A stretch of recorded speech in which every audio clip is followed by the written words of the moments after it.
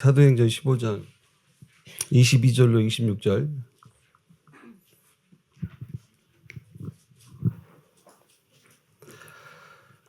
사도행전 15장 22절에서 26절입니다. 여기만 한번 같이 교독하겠습니다. 이에 사도와 장로와 온 교회가 그 중에서 사람들을 택하여 바울과 바나바와 함께 안디옥으로 보내기를 결정하니 곧 형제 중에 인도자인 바사바라는 유다와 실라더라. 그 편에 편지를 붙여 이르되 사도와 장로된 형제들은 안디옥과 수리아와 길리아에 있는 이방인 형제들에게 문안하노라. 들은즉 우리 가운데서 어떤 사람들이 우리의 지시도 없이 나가서 말로 너희를 괴롭게 하고 마음을 혼란하게 한다 하기로 사람을 택하여 우리 주 예수 그리스도의 이름을 위하여 생명을 아끼지 아니하는 자인 우리가 사랑하는 바나바와 바울과 함께 너희에게 보내기를 만장일치로 결정하였노라. 아멘. 한 주 앞선 주일과 본문 말씀이 그냥 연결이 되고 있죠. 그 예루살렘 회의가 있었습니다.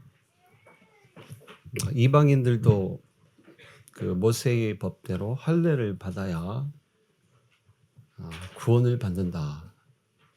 틀린 내용을 가지고 이제 성도들을 좀 혼란하게 하는 24절에서도 그 틀린 말로 너희를 괴롭게 하고, 여기서 너희라는 말은 이제 읽어보시면 안디옥 교회의 성도들을 얘기합니다. 예루살렘 편에 봤을 때 틀린 말로 너희를 괴롭게 하고 마음을 혼란하게 한다 하기로. 그래서 그 결과로 이제 할례로 괴롭게 하지는 말고 이방인들을, 여기 이제 20줄 보니까 몇 가지 요것만 좀 금하게 하자 하고, 이제 그 안디옥에서 예루살렘으로 왔던 바나바와 바울 편에 이제 그 몇 사람을 붙여서 안디옥으로 이제 편지를 이제 들고 가게 해서 안디옥 교회에 그 이방인들에게, 이방인 신자들에게 예루살렘 교회의 이제 결과를 이런 내용으로 전달해 주기로 하였다. 이런 이제 말씀입니다.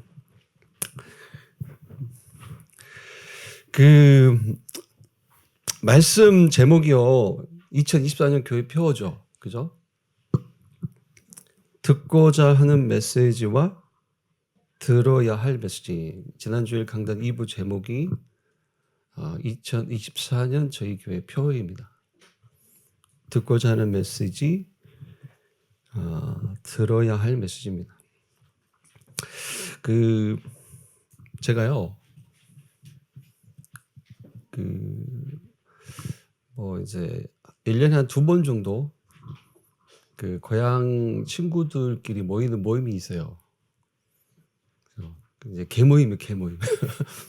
제가 이제 우리 교회 인도받기 한참 전부터 좀 들었던 개가 있어요. 10명이 모이는 개가 있어요, 개. 월 그 만원씩만 이렇게 내는 개가 있어요. 근데 1년에 한 2번 모여요. 근데 저는 이제 2번 못 갈 때도 있고, 어쩌다 한 번 갈 때도 있고 그래요. 근데 최근에 이제 대전에서 모인다니까 한번 갔어요. 가까워서. 모이면 토요일날 모여요. 못 움직이잖아요, 사실. 그런데 좀 가까운 대전이라 한번 갔습니다. 근데 한 8명, 저 포함 8명이 왔는데 저녁 식사를 하는데 애들이 또 이번에 유난히 전혀 안 하는 짓을 하는 거예요. 뭐냐면, 야, 장 목사 덕담 한번 해봐, 이렇게요. 신년이니까 덕담 한번 해봐라. 뭐라고 해야 될까요? 저도 이게 한 번도 안 한 짓을 해봤어요. 거기서, 야, 내가 해줄 덕담은 너희들이 예수 믿고 하나님 만나 구원받으라, 이거밖에 없다. 그렇게 문을 뗐어요. 그랬더니 애들이 비식 웃어요. 비실비실 웃어. 거기서 끝내면 좋을 텐데 또 제가 이제 사족을 뒤에 이제 말꼬리를 달았어요. 2024년 건강하고 번창하고 이런 얘기를, 빤한 얘기를 또 했거든요. 그러더니 이제 이제 정육점을 이제 막 대전에 오픈한 친구가 있어요. 그 친구가, 야, 장 목사 기도 좀 해줘라, 이렇게 얘기해요. 예수도 안 믿는 놈이 뭐야. 자, 무슨 말을 하고 싶냐면, 그러니까 이제 세상 사람들이 이제 듣고 싶은 메시지가 따로 있다는 거죠. 그죠? 세상 사람들이 듣고자 하는 메시지가 따로 있다는 얘기예요. 목사에게도 야, 예수 믿고 구원받아라. 이건 이제 그들한테 메시지가 아니고 장 목사가 기도하면 뭐가 될 것 같다 이런 거예요. 그래서 이게 보세요. 뭐 이제 우리 이번 강단의 본문은 아닌데 요한복음 6장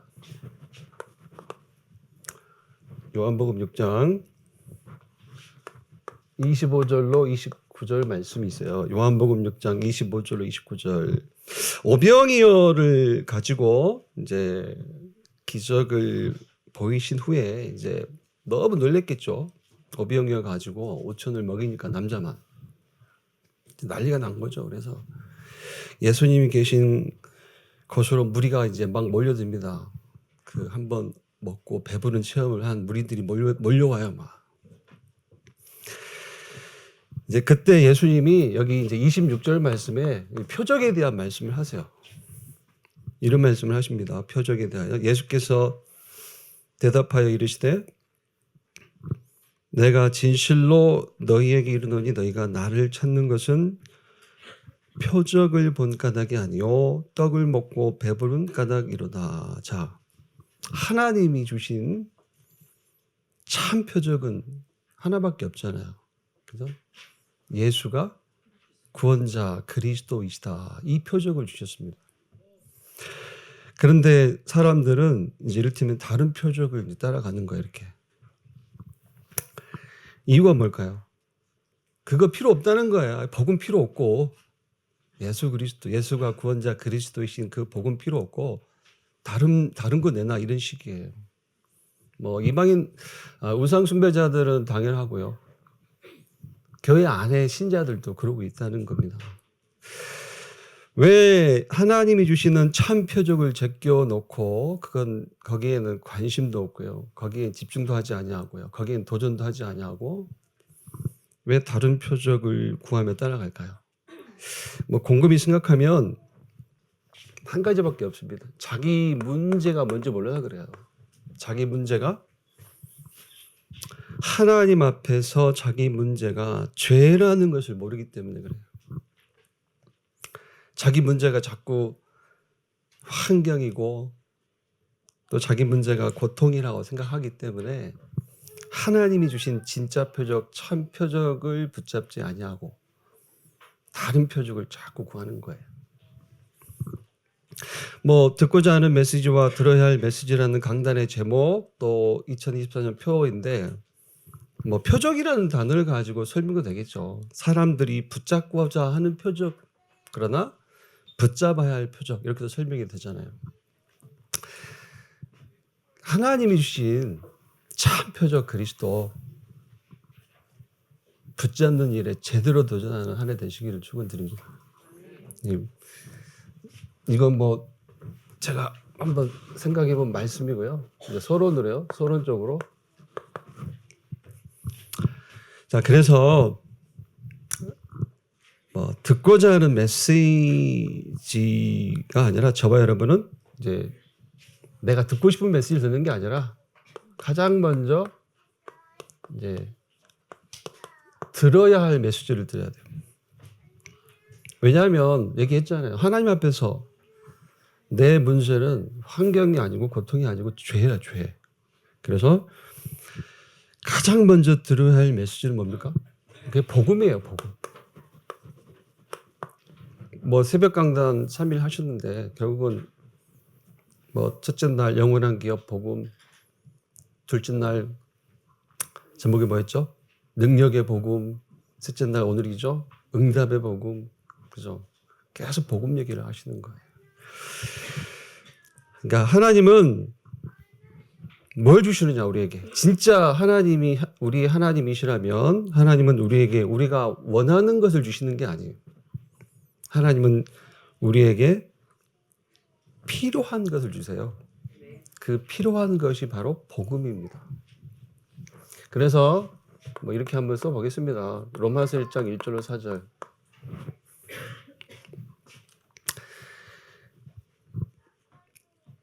로마서 1장 1절로 4절 말씀을 보면 하나님의 복음을 지금 말씀으로 설명을 하고 있습니다. 우리에게 필요한 것은 복음인데 그 하나님이 주시는 복음이 무엇이냐 혹은 누구냐를 말씀하고 있어요. 하나님이 주신 복음은 예수 그리스도예요. 예수 그리스도가 하나님의 복음이라고 말씀을 하고 있습니다. 다른 복음은 없습니다. 자, 성경을 보면요. 성경은 로마서 1장 1절로 4절 말씀의 내용이기도 하고 성경 전체의 얘기이기도 하겠죠. 성경은 한 가지를 말씀을 하고 있는 거예요. 특히 구약 성경이라면 그렇죠? 장차 오실 그리스도에 대한 예언의 말씀으로 가득 차 있는 게 구약 성경입니다. 왜 하나님은 성경을 통해서 이 하나님의 복음이신 그리스도를 끊임없이 약속하시고 예언하셨는가? 그게 문제 때문에 그래요. 인간 문제 때문에. 그러니까 그리스도가 오시지 않으면 절대로 해결할 수 없는 문제가 있기 때문에 그래요. 그 인간 문제 한 글자로 죄죠. 그 죄 때문에 계속해서 구약 성경의 말씀을 통해서 혹은 이스라엘의 역사를 통해서 장차 오실 구원자 그리스도를 계속 가르치시는 거예요. 그러니까 이걸 모르니까 불신자들은 당연히 방법이 뭡니까? 불신자는 방법이 신념이에요. 신념. 노력이에요. 어떤 사상입니다. 혹은 이념을 붙잡기도 하죠. 또 우상도 찾고요. 나름의 종교도 가져봅니다. 그래서 또 신자들은요. 신자들은 방법이 익숙한 단어겠죠. 신비주의예요. 신비주의. 또 율법주의입니다. 그리고 인본주의예요. 신비, 인본, 율법. 신비주의, 율법주의, 인본주의 나름 따로 설명을 할 수도 있지만 그냥 한 단어로 묶으니까요. 다른 게 아니라 자기 목적대로 응답받고 싶다는 거예요. 결국. 신비주의 같은 경우도 굉장히 영적인 것 같지만 목적은 지극히 육이에요. 육. 방법과 모양은 영적인 것 같지만 목적이 육이에요. 육. 자기 목적이에요. 율법도 마찬가지고 인본주의도 마찬가지예요. 그래서 말로 처음 서론 여기 기술하기 전부터 말씀을 드렸습니다만은 그래서 하나님이 주시는 복음 우리가 꼭 들어야 할 복음을 제대로 알아들으려면 이것부터 알아야 되겠죠. 성경을 가지고 인간 문제의 시작이 무엇인지를 알아들어야 돼요. 인간 문제의 시작. 저도 2006년에 저희 교회로 이제 새신자로 인도를 받았잖아요. 한참 지나버렸네요, 벌써. 그때 이제 요 단어는 처음 들어봤습니다. 그때 교회를 좀 다녀봤지만 요런 단어는 처음 들어봤어요. 창세기 3장 사건. 창세기 3장 사건이 뭐예요? 우리 렘넌트들 너무 잘 알죠. 창세기 3장 사건이 뭡니까? 사단이 그러니까 사실 창세기 3장 사건 이전부터 타락이 있었어요. 하나님 앞에서. 우리 성경에 기록된 창세기 3장 사건 이전에 이미 타락이 있었습니다. 다시 말해 죄가 있었습니다. 그 죄가 뭡니까? 누굽니까? 사단이에요. 사단. 그래서 사단이 인간을 속이잖아요. 어떻게 속입니까? 창세기 3장 5절 말씀을 보면 네가 그것이 이제 창세기 2장 16절 17절에서 이제 먹지 말라 한 선악을 알게 한 나무의 실과죠. 그것을 먹는 날에는 너희 눈이 밝아져서 하나님처럼 될 줄 하나님이 아심이지라. 그래서 먹지 못하게 하신다. 지금 뭘 심는 거예요? 의심을 심잖아요. 의심을. 그때부터 마음속에 이제 그 창세기 3장 1절 6절 6개의 송구이지만 많은 이제 내용들이 들어가 있습니다. 하나님께 대한 뭐가 생겨요? 불만이 생기는 겁니다. 하나님을 의심하게 돼요. 하나님을 불신하게 됩니다. 결국에는 말씀에 불순종을 하게 돼요. 하나님의 말씀에 불순종했다는 것의 이면에는 뭐가 있죠? 반대편에는 사단의 말을 순종했다는 거예요. 그래서 영적으로 사단에게 소속되는 상태가 되는 거예요.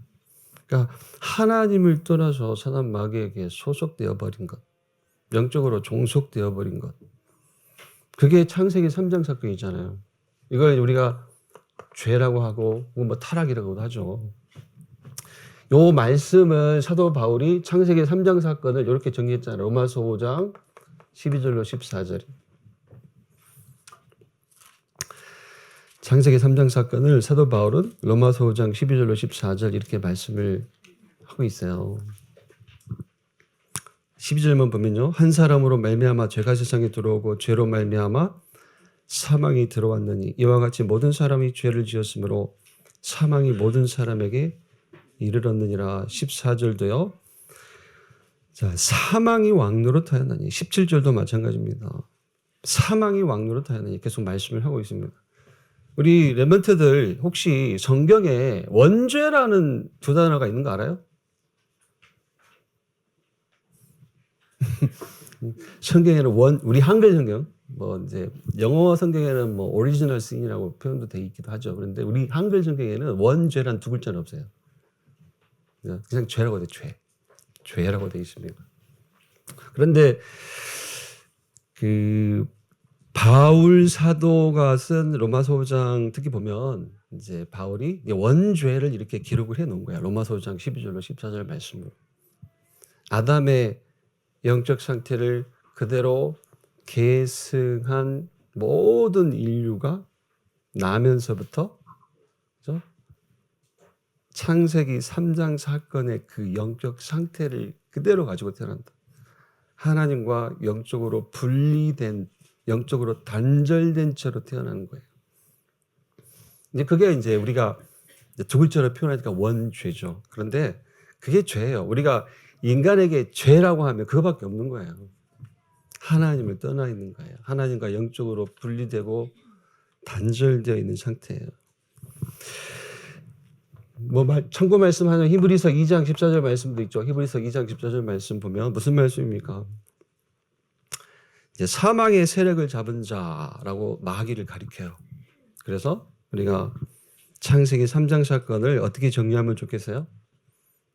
하나님을 떠나서 이제 사망, 곧 사망의 실체인 사단의 종노릇을 하고 있는 상태. 그게 창세기 3장 사건이에요. 그게 죄입니다. 아까 말씀을 드렸듯이 이 창세기 3장 사건 이전에도 죄가 있었어요. 타락이 있었어요. 그게 창세기 1장 2절 말씀이잖아요. 땅이 혼돈하고 공허함이 흑암이 분명히 있고 그게 창세기 이전의 영적 타락을 얘기하는 겁니다. 사단을 지칭하는 말씀이에요. 그러니까 이를테면 창세기 3장 사건 이전에는 우리 인간이 어땠어요? 우리 인간의 본질이 표현하자면 하나님스러웠어요. 요걸 우리가 이해하는 성경 말씀이 창세기 1장 27절 말씀이잖아요. 하나님의 형상대로. 그렇죠? 또 고린도전서 1장 30절 말씀을 좀 이해해 보면 인간의 본질, 창세기 3장 사건 이전의 인간의 본질은 하나님스럽다. 다시 말해서 의의 의, 하나님과 같은 의의 의. 그렇죠? 그런데 창세기 3장 사건 이후에는 인간의 본질이 바뀌어요. 어떻게 바뀝니까? 죄가 본질이 돼요. 그렇죠? 조금 표현하자면 사단과 연합한 자가 되는 거예요. 사단과 질이 같아진단 말이에요. 사단과 질이. 사단과 질이 같아지기 때문에 사단이 가야 하는 영원한 멸망의 길을 함께 가는 겁니다. 하나님 만나지 못한 채로 죽으면 사단이 가야 할 영원한 멸망의 길을 함께 가는 거예요. 왜? 그에게 소속되어 있기 때문에. 그래서요. 간단한 말씀인데 제가 너무 복잡하게 얘기하네요. 그래서 세 번째로 여기에 주신 답, 인간의 문제에 주신 답이 창세기 3장 15절이에요. 여자의 후손이 뱀의 머리를 상하게 할 것이요. 여자의 후손이 누굽니까? 그렇죠? 그리스도예요. 그리스도를 얘기하는 겁니다. 그러니까 내가 스스로 인간 스스로 해결할 수 없는 죄에서 구원하기 위해 이제 그리스도 구원자 그리스도가 오실 것이라고 처음부터 하나님이 약속하신 겁니다. 인간에게는 그러니까 다른 방법이 없는 거예요. 많은 성부가 있지만 사이에 이렇게 뛰어넣겠습니다. 사도행전 4장 12절 말씀입니다. 다른 방법이 없어요. 다른 방법이. 그래서 사도행전 4장 12절 말씀이에요. 다른 이로서는 혹은 뭐 사람을 가리키는 인칭을 써서 다른 이로서는이라고 했지만 뭐 이해하자면 다른 방법은 없다는 뜻이에요. 다른 이로서는 구원을 받을 수 없나니 천하 사람 중에 구원을 받은 바란 다른 이름을 우리에게 주신 일이 없음이라. 자, 그래서 우리는요, 보세요. 여기서 여기를 좀 해볼게요. 마태복음 16장 13절 20절 뭐 첫째 날 월요일 새벽 예배 때도 뭐 인용하신 말씀이기도 한데 하나님은 예수님을 그리스도로 보내셨잖아요. 창세기 3장 사건에 시작된 인간의 나의 근본 문제 이 죄 한 가지 해결하시려고요. 그렇죠? 그리스도로 오신 게 예수님이잖아요. 그런데 우리는 뭐 하고 있다? 예수님에게 자꾸 뭘 요구하고 있다? 이를테면은 요 말씀 속에 마태복음 16장 13절 20절 속의 말씀을 인용해서요. 자꾸 세례 요한의 역할을 해달라고 요구하고 있어요. 지금 그리스도로 오신 예수님에게 세례 요한의 역할을 해달라고 요구합니다. 그러니까 예레미야 역할을 해달라고 지금 구하고 있는 거예요, 사실. 엘리야의 역할을 해달라고 구하고 있는 겁니다. 응답이 있을까요, 없을까요? 예수님은 세례 요한으로 오신 적도 없고요. 예레미야처럼 역할 하시기 오신 적도 없고요. 엘리야의 역할을 하려고 오신 적도 없어요. 예수님은 그리스도로 오셨단 말이에요. 그래서 생각을 해보시면 좋겠습니다. 예수님에게 더 이상 세례 요한의 역할, 예레미야의 역할, 엘리야의 역할 구하지 않으시기를 바랍니다. 똑같은 얘기입니다. 더 이상 듣고자 하는 메시지만 찾지 말라는 거예요. 들어야 하는 메시지가 있습니다. 정리하면요, 그죠? 예수 그리스도는 뭐죠? 내 환경 조건 상관없이 나의 뭐가 돼야 돼요? 이제 그리스도가 되셔야 됩니다. 예수님은 나의 그리스도가 되셔야 돼요. 완전한 응답이 되셔야 돼요. 다른 어떤 것도 구하지 않을 만큼 딱 응답이 되셔야 됩니다. 그러니까 교회가 뭘 놓치고 있습니까? 이 복음을 놓치고 있는 거예요. 교회는 이 땅에 교회는 많고 수많은 교회 하나가 강단 하나니까요. 수많은 강단이 있는데 많은 교회들이 이 복음을 이제 이를테면 빼앗기고 있는 거예요. 저와 여러분만큼은 예수를 다른 거 말고 눈에 보이지 않는 근본 문제, 그 한 가지 죄를 해결하신 그리스도로 믿는 그런 응답 누리셨으면 좋겠습니다. 뭔 얘기하고 있냐면 이제 가장 먼저 들어야 할 메시지 복음, 그죠?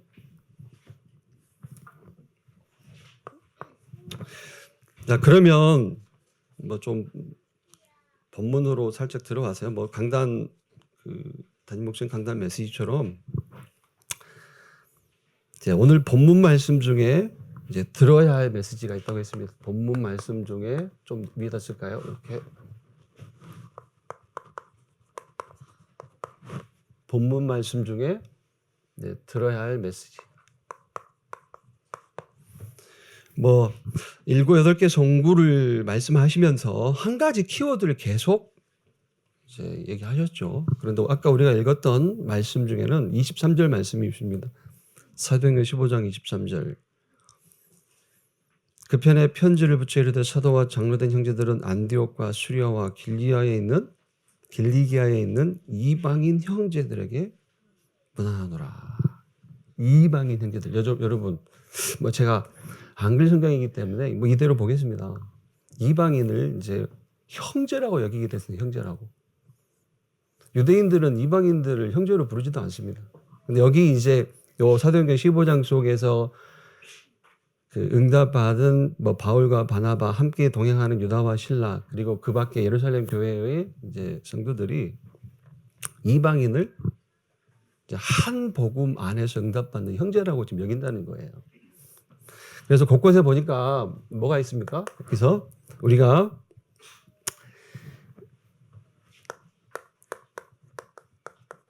여기다가 이제 한자어로요. 이렇게 친을 붙여가지고 친할 친자예요. 친이방인. 친이방인. 실제로 뭐 우리 주위에도 우리 교회 안에도 뭐 우리가 우리 편에 봤을 때 이방인이라고 여길 수 있는 다민족들이 이제 많이 있죠. 그런데 이제 넓게 보면은 결국 이건 현장을 얘기하는 거예요. 모든 불신자 현장.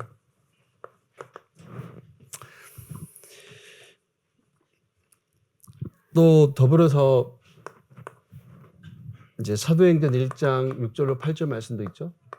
자, 사도행전 1장 6절로 8절 말씀. 그러니까 들어야 할 메시지. 이제 모든 불신자 현장과 내가 어떻게 돼야 돼요? 이수어친이라는 한자도 쓰였는데 모든 불신자 현장과 내가 친해진다는 말이 뭐예요? 불신자들과 내가 주고받는 유익을 구하라는 겁니까? 그게 아니잖아요. 결국은 내가 들은 이 복음이 당연히 들려져야 하기 때문에 복음을 가지고 모든 불신자 현장을 이해하고 적용하라는 거잖아요. 그래서 사도행전 1장 6절로 8절 말씀도 그래요. 사도행전 1장 6절로 8절. 제자들은 뭐 감남원 훈련 중이라고 이해하죠. 40일 훈련 중에 뭐 이렇게 질문하잖아요. 예수님이 사도행전 1장 3절에서 하나님 나라의 일을 40일 동안 말씀하시니까 제자들은 하나님 나라의 일을 오해하잖아요. 가장 먼저. 주께서 이스라엘 나라를 회복하심 이때입니까? 그러니까 하나님 나라가 임하면 하나님 나라의 일이 이루어지면 로마로부터 우리 나라가 우리 이스라엘이 해방이 되는 것입니까? 라는 질문이에요. 예수님께서 말씀하신 하나님 나라의 일을 어떻게 이해하고 있어요? 식민지 해방으로 이해하는 거예요. 그래서 이런 질문을 하잖아요. 근데 예수님은 뭐라고 말씀하십니까? 오직 성령이 7절 말씀 보니까 그것은 너희가 알 바 아니고 아버지께 속한 것인가 알 바 아니고 오직 성령이 너희에게 임하시면 너희가 권능을 받고 예루살렘과 온 유대와 사마리아와 땅끝까지 이르러 내 증인이 되리라. 무슨 말씀을 하는 거예요? 여기 이 세 개의 성구만 보더라도 우리는 듣고자 하는 메시지가 지금 따로 있다는 거예요. 듣고자 하는 메시지가. 지금 요 사도행전 1장 6절로 8절 속에 등장하는 그 제자들이 듣고 싶은 메시지가 뭐예요? 해방되는 하나님의 나라가 임하면 이스라엘이 속국에서 빠져나와 해방이 될 것이다. 요 메시지를 듣고 싶어 했던 거죠. 그러나 들어야 할 메시지가 뭡니까? 그 7절 8절 말씀이잖아요. 오직 성령이 너희에게 임하시면 너희가 권능을 받고 예루살렘과 온 유대와 사마리아와 땅끝까지 이르러 내 증인이 되리라. 글쎄요.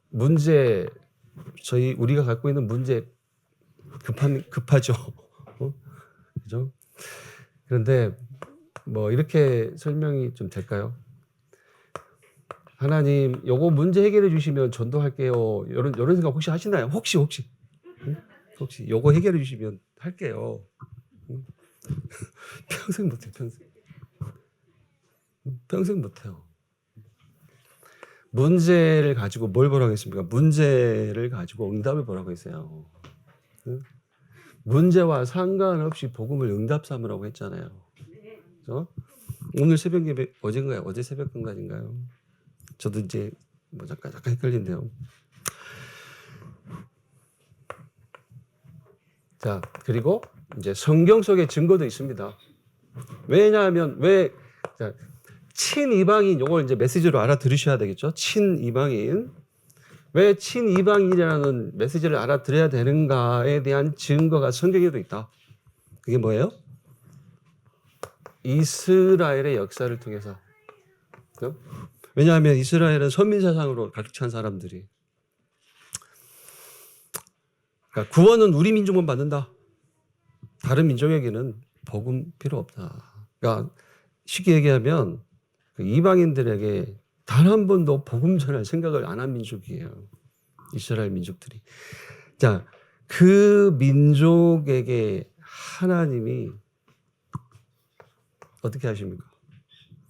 그 이방 나라들을 통해서 이방 나라들을 뭘로 쓰십니까? 이를테면은 막대기로 막대기로 정신 차리게 하는 막대기로. 그래서 이스라엘 역사는 뭐예요? 끊임없는 전쟁의 역사, 노예가 되는 역사, 포로가 되는 역사, 속국이 되는 역사잖아요. 뭘 회복하라고요? 뭐 복음을 회복하라, 맞는 얘기고요. 이제 우리가 이제 받은 메시지가 있으니까 친이방인 복음으로 이방인 살리는 하나님의 원래 계획으로 돌아가라.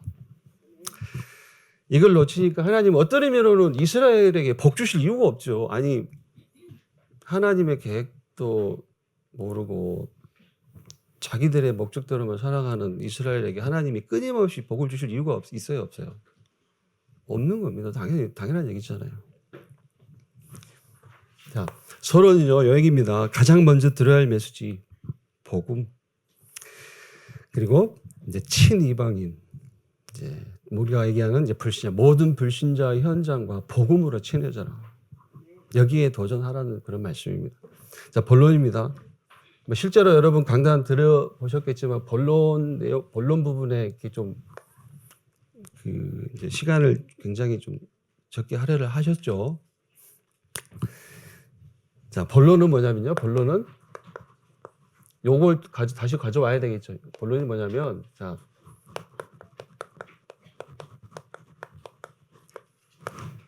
친이방인, 다시 말해서 모든 불신자 현장을 놓고 반드시 찾을 것이 있다. 세 가지. 친이방인, 요 메시지. 그러니까 모든 불신자 현장을 놓고 반드시 찾아야 될 세 가지가 있다.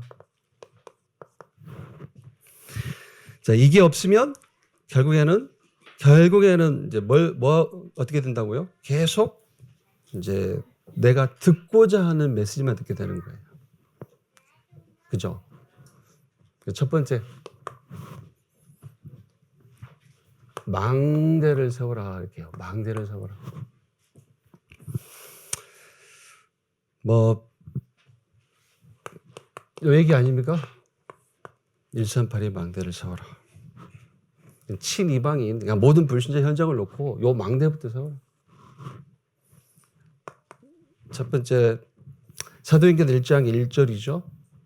자, 우리가 이제 이렇게 얘기하잖아요. 그리스도, 뭐 하나님의 나라, 성령 충만으로 누리는 증인의 축복 얘기하잖아요.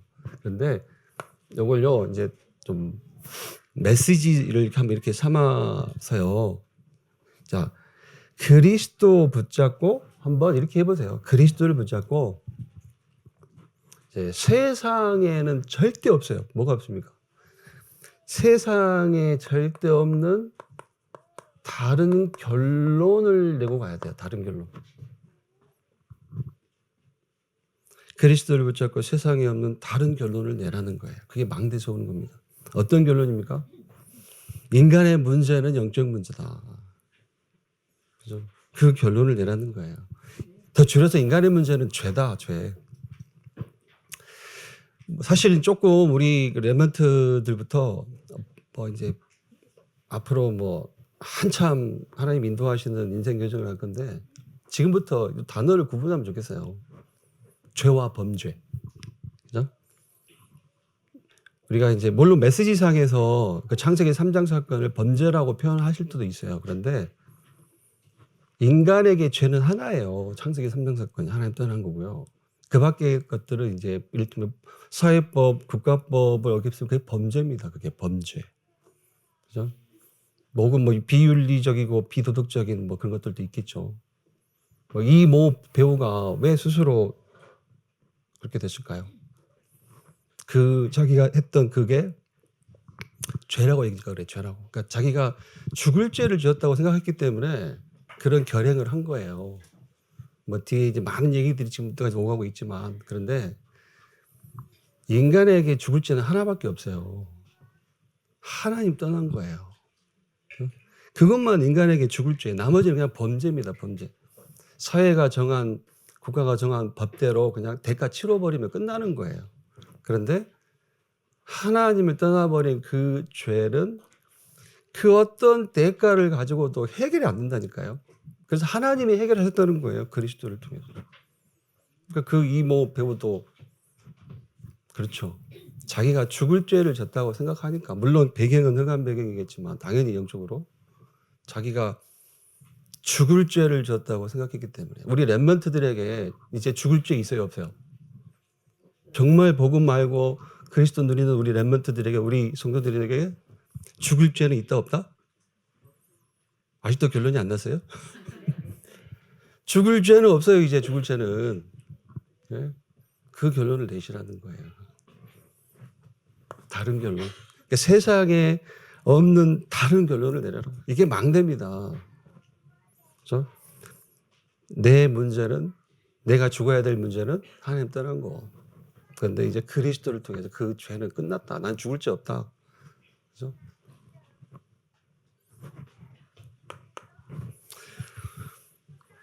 그러니까 뭐 쉽게 얘기해서 하나님을 떠나서 사단 마귀에 소속된 것, 종로로 타는 것만 인간의 문제. 그렇죠? 그리고 그리스도만 유일한 답. 이렇게 이런 결론을 내시라는 거예요. 두 번째, 138의 3이죠.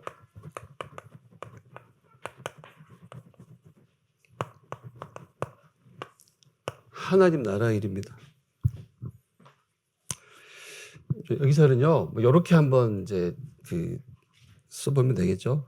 아까 그리스도 붙잡고 세상에 오면 다른 결론, 다른 사람들이 이런 결론 못 냅니다. 그죠? 수많은 사람들이 요 성경이 가리키는 결론을 못 내가지고 불행해지는 거예요. 그분처럼. 자, 두 번째, 하나님 나라 일. 자, 세상 사람들이 살지 않는, 이렇게요. 다른 인간, 여기도 다른 삶, 이렇게 한번 이해하죠. 우리가. 그죠? 그리스도, 세상에 없는 다른 결론. 하나님 나라 일. 세상 사람들이 살지 않는 다른 삶. 그러면 세상 사람들은 어떻게 살고 있습니까? 전부 자기 목적과 성공을 위해 살잖아요. 그러면 세상 사람들이 살지 않은 다른 삶을 살자, 이 말은 무슨 뜻입니까? 이렇게 내 목적이 이제 없는 거예요, 우리. 내 목표는 없는 겁니다. 내 성공은 따로 없는 거예요. 이게 사실 우리 부모님들에게서 우리 자녀 후대에게로 이게 내려가야죠, 사실. 성공은 따로 없는 거야. 우리 렘넌트에게 성공은 따로 없는 거야. 하나님 나라 일. 하나님 나라 일이 복잡한 설명입니까? 사실 이게 지금 우리 강단 메시지에 쏟아지는 게 전부 하나님 나라 일이잖아요. 네, 세 번째로요. 138의 8 뭡니까? 성령 충만. 하나님 주신 힘으로 증인의 축복을 누리는 것. 당연하죠. 세상에서 얻을 수 없는 다른 힘, 이건 누려라. 우리 렘넌트들과 모든 성도님들이. 그리고 이제 단어를 이렇게 한번 쓰겠습니다. 다른 성공이에요. 우리는. 야, 세상 사람들은 보지도 못한 다른 성공이에요. 그게 증인의 축복을 누리는 겁니다. 그래서 이 다른 결론, 다른 삶, 다른 힘 혹은 다른 성공을 가지고 있기 때문에 저와 여러분을 뭐라고 부릅니까? 이 시대에 남은 자라고 부르는 거예요. 그죠? 자, 두 번째. 자, 이렇게 138의 망대를 세운 자에게는 뭐가 있다 이제? 가야 할 길이 있다고 했습니다. 그래서 두 번째가 여정입니다.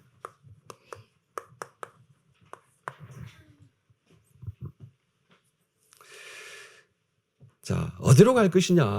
뭐 질문을 해놓고 답은 명확하지 않습니까? 어디로 가야 돼요? 어? 복음의 망대, 138의 망대를 가진 자가 가야 할 길, 두 자로 줄이니까 여정이라고 했는데 어디로 갈 것이냐라는 질문이 어디로 가야 되겠습니까? 복음 필요한 현장으로 가야 되겠죠. 복음이 필요한 현장. 사도행전 13장 48절 말씀 아시죠? 그래서 영생 주식으로 작정된 자는 다 믿더라 이 말씀인데 한 가지 사실은 있어요. 우리가 24시 의식을 못하고 지나가서 그렇죠. 뭐가 사실이에요? 우리 주위에는 복음 들어야 할 사람들로만 가득합니다. 그게 사실이에요, 사실. 우리가 이걸 24 못하고 있는 거죠. 그러니까 복음이 필요한 현장으로 가라는 거예요. 그래서 여정이라고 했습니다. 망대를 세운 자가 가야 할 길. 어디로 갈 것이냐. 그래서 여정. 첫 번째 찾아갈 현장. 첫 번째가 뭡니까? 자, 이렇게요. 사도행전 13장, 16장, 19장. 내용을 보면 전부 다 병든 현장입니다. 영과 육이 병든 현장인데 여기 가서 가장 먼저 뭘 얘기해줘라? 복음 얘기해줘라. 어떻게 해요? 뭐 이를테면은 인간이 영적 존재인 것과 그래서 인간의 문제는 영적 문제인 것과 여기서 빠져나오는 유일한 메시지 복음 얘기해줘라. 그러면서 이제 뭐죠? 그러면서 호흡, 그다음에 뭐 운동, 그리고 음식 이런 거예요. 이거 가지고 갈 때, 이 메시지 가지고 갈 때 확신할 게 있다고 했습니다. 뭘 확신하는 겁니까? 말씀 이해하면 되죠. 마가복음 16장 17절 말씀이에요. 마가복음 16장 17절. 저희가 내 이름으로 주님의 말씀이죠. 저희가 내 이름으로 너희가 내 이름으로 귀신을 쫓아내며 병든 자에게 손을 얹으직 나으니라. 무슨 뜻입니까? 약속하셨다는 거예요. 저와 여러분에게 병을 고치는 권세와 권능을 약속하셨다는 거예요. 그러니까 영적 질병부터 고칠 수 있는 권세와 권능을 약속하셨다는 겁니다. 사실 이제 강단에서는 이걸 굉장히 강조하셨죠. 여기서 이제 강조하시면서 솔직히 호흡, 운동, 음식 잘 되세요? 호흡, 운동, 음식 잘 되십니까 이게? 그런데 근데 이미 다 여러분들은 그 체험하신 분들이죠. 뭘 체험했습니까? 전부 다 첫 번째 영적 질병을 치유하시는 전도자의 체험을 다들 하셨잖아요. 그 체험을 지속하라는 얘기입니다, 사실. 그리고 조금 더 이제 자세하게, 특히 이제 육신의 병을 다루는 요 부분도 이제 사실 뭐 본인이 먼저 응답을 받아야 되겠죠. 그리고 이제 함께 응답을 받는 겁니다. 두 번째는요, 찾아갈 현장 두 번째, 사도행전 17장 1절, 18장 4절, 19장 8절이요. 이제 회당입니다. 성경에 이제 세 군데 회당입니다. 데살로니가, 고린도, 에베소의 회당인데 결국은 이제 찾아갈 현장 또 하나님이 24 관심을 갖는 곳 중에 곳이 바로 후대 현장이다. 여기서 얘기죠. 결국은 네, 그리스도로 아까 이제 이렇게 쓸게요. 요 얘기입니다. 그리스도로 우리 후대가 요 전혀 다른 세상은 내지 못한 다른 결론을 내게 해라. 그리고 자 예배인데 예배의 핵심은 말씀이다. 그래서 말씀을 가지고 답도 찾고요. 결국은 답이 뭐예요? 복음이잖아요. 그리고 또 말씀 속에서 이 복음이 흘러가야 할 현장도 이해하고 흐름. 그리고 구체적으로 이 두 가지를 놓고 내가 도전할 것을 찾고요. 그리고 세 번째는 이제 하나님 나라. 이거 아닙니까? 하나님 나라. 저는 이렇게 쓰겠습니다. 세상 사람들은 살지 않는 다른 삶을 렘넌트에게 이해시켜라는 거예요. 그리고 세 번째는 여기다 쓸게요. 이렇게. 두 번째 대지의 3입니다. 특히 우리 렘넌트가 그죠? 여기 맞네요. 우리 앉아있는 4명의 렘넌트 포함해서 모든 렘넌트들이 2030, 2080 세대의 주역이네요. 2030년에서 2080년까지. 자, 그런 렘넌트가 특히 찾아갈 현장이 있어요. 물론 성경에는 이제 사도 바울이 응답받은 현장이 있죠. 뭐 사도행전 19장 21절 로마도 보야 하리라. 23장 11절 이제 그 바울에게 주님이 네가 로마에서도 증언하여 하리라. 그리고 27장 24절에 사도행전입니다. 네가 가이사 앞에 서야 하겠고. 그러니까 바울이 전도자 바울이 이제 그 응답받은 찾아간 현장이 이제 성경의 로마잖아요. 성경 속의 로마. 그런데 조금 예민하게 특히 사실 솔직히 말씀드리면 우리 후대 렘넌트들이 어떤 의미로는 더 이제 예민할 필요가 있어요. 이런 메시지에. 뭐냐면 뭐 이제 지금 시대의 로마를 우리 렘넌트들이 정복을 하라는 거잖아요. 시대의 로마를. 근데 시대의 로마 사실 저까지만 하더라도 로마 하면은요 맞죠? 밟는 땅을 먼저 생각해요. 밟는 땅, 내가 밟는 땅, 내 발로 가서 찾아가는 현장을 생각하거든요. 비행기 타고 가서 찾아가는 뭐 이산별 나라, 뭐 선교지 이걸 가장 먼저 떠올려요.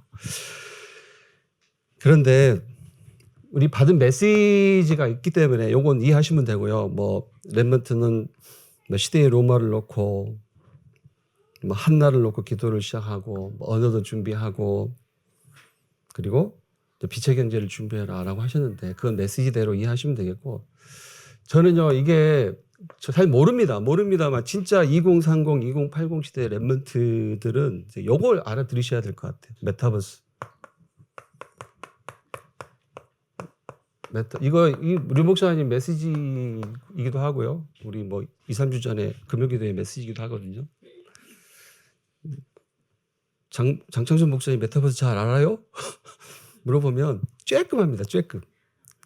쬐끔 알아요. 조금 관련된 책을 읽다가 말았어요. 조금 아는데 이게 이제 뭐라고 설명하십니까? 뭐 현장과 가상 세계 융합이다.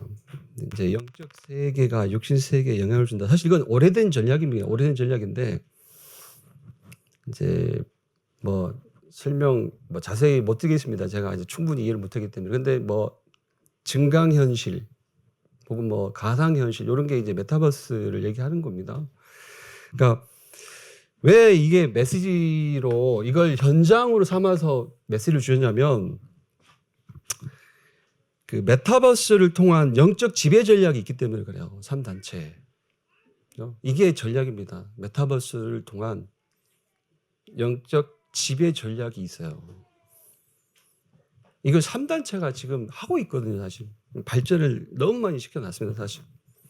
이미 뭐 수년 됐다고 하든 수년 전부터요. 더 발전할 것이고요. 그러니까 이를테면 우리 뭐 렘넌트들 앉아있기 때문에 이걸 이해하실 거라 생각해요. 그러니까 데스크탑 컴퓨터의 그 3인칭 시점에 나의 아바타가 있잖아요. 뭐 롤플레잉 게임에서도 아바타 역할을 하는 뭐 그런 이제 게임 캐릭터 돌아다니는데 그 3인칭 시점이잖아요. 근데 그러면 궁극적으로 어떻게 되냐면 이제 그 완전 1인칭 시점에 VR 세계가 와요. 5년, 10년 뒤면. 그렇죠? 그 VR을 통해서 메시지를 집어넣어요. 그러니까 그냥 1인칭 시점의 VR을 통해서 3단체에서 사실 지금 인기 있는 게임 구현되는 게임이 전부 뭐예요?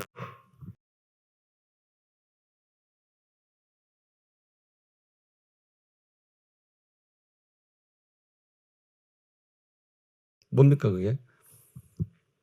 전부 다 그냥 판타지이잖아요. 성경적이지도 않고 그죠? 복음적이지도 않는 그런 판타지 세계를 사실인 것처럼 각인을 시키고 있거든요.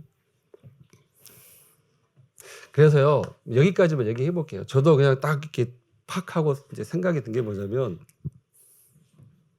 뭐 가상 부동산이다. 그죠?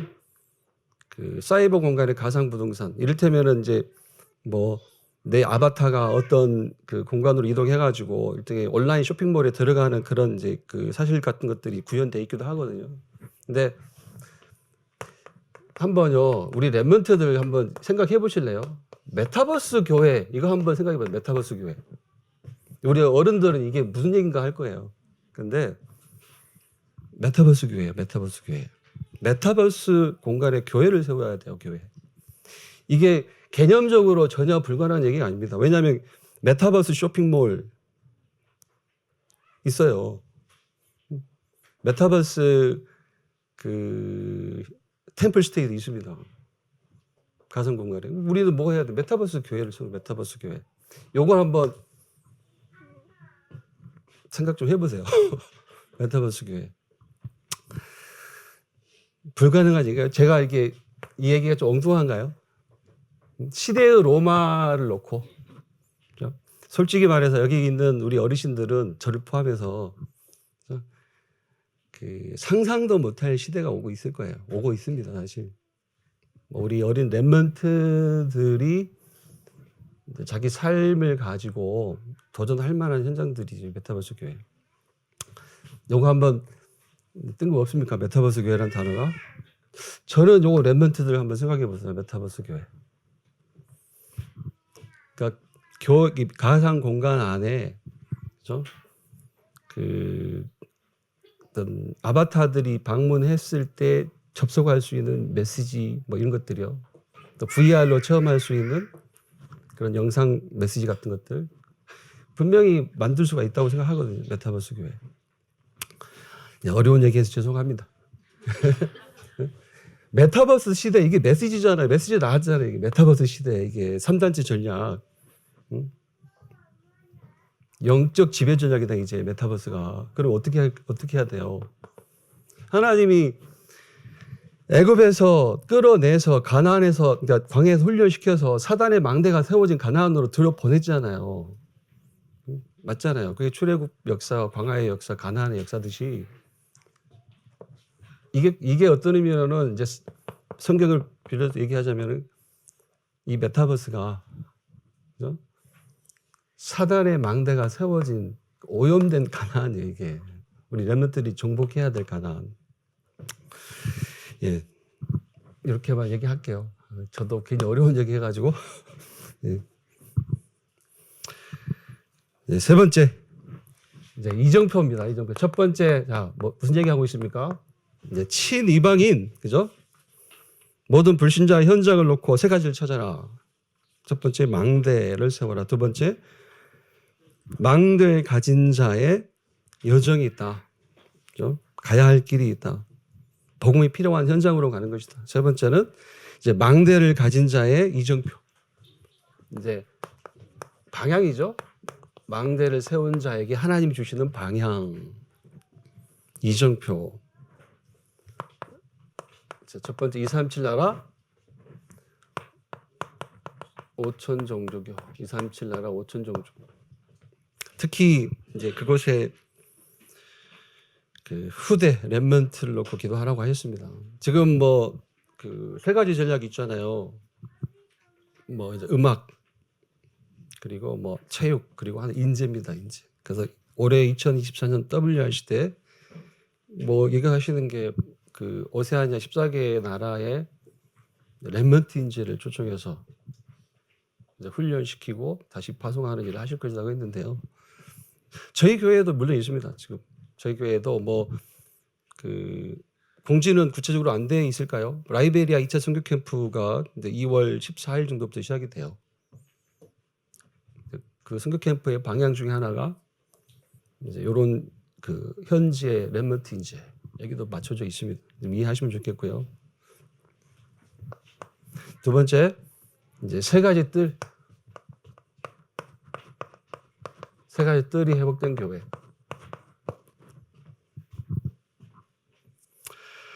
이제 이게 방향이고 이제 이게 이정표입니다. 다시 말해서 각오를 하시라는 거죠. 어떤 의미로는 요 하나님이 응답을 주시겠다는 요 대열에 서지 않으면 응답을 기대하지 마라 여기입니다. 세 가지 뜰이 회복되는 교회, 이게 방향국 이정표다. 세 번째로 당연하죠. 금토일 시대.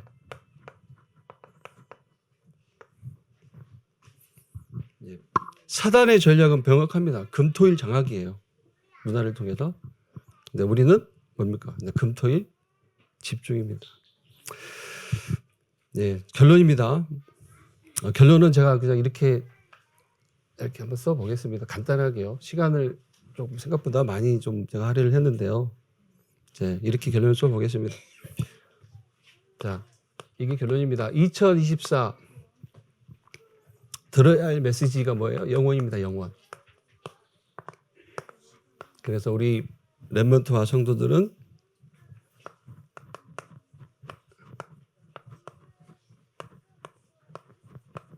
영원한 기업, 이걸 누려라. 영원한 기업이 뭐예요? 소론부터 얘기했던 복음이에요. 복음. 이게 영원한 기업이다. 또 이 복음을 통해서 내가 하나님 만난 구원의 축복, 이게 영원한 기업. 두 번째, 영원한 작품이 있다. 매일매일 작품을 지어라. 그게 복음을 24할 수 있는 기도라고 했는데 곧 뭡니까 이게? 이제 복음을 24할 수 있는 작품인데 그냥 기도가 아니라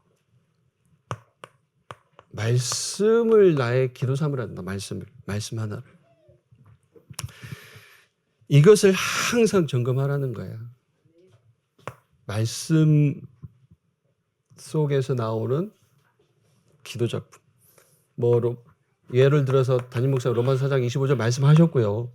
저라면 고린도전서 1장 30절 오래전부터 이 말씀을 급하면 붙잡는 말씀이 고린도전서 1장 30절이에요.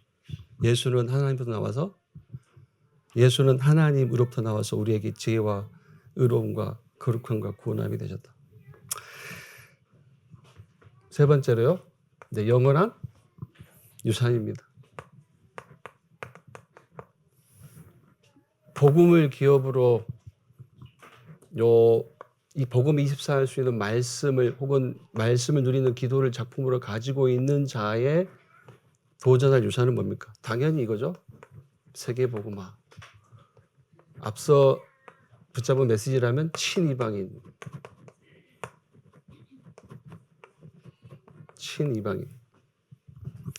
친237.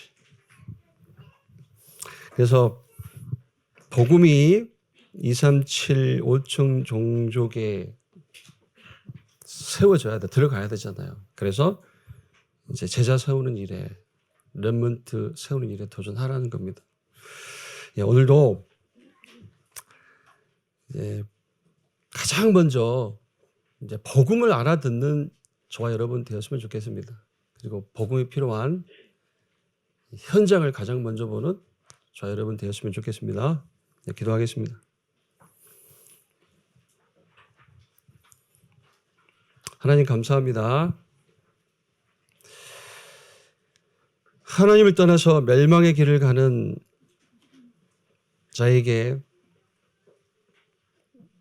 절대로 필요한 복음을 주셔서 너무나 감사합니다. 이 복음이 영원한 기업 되게 하시니 너무나 감사합니다.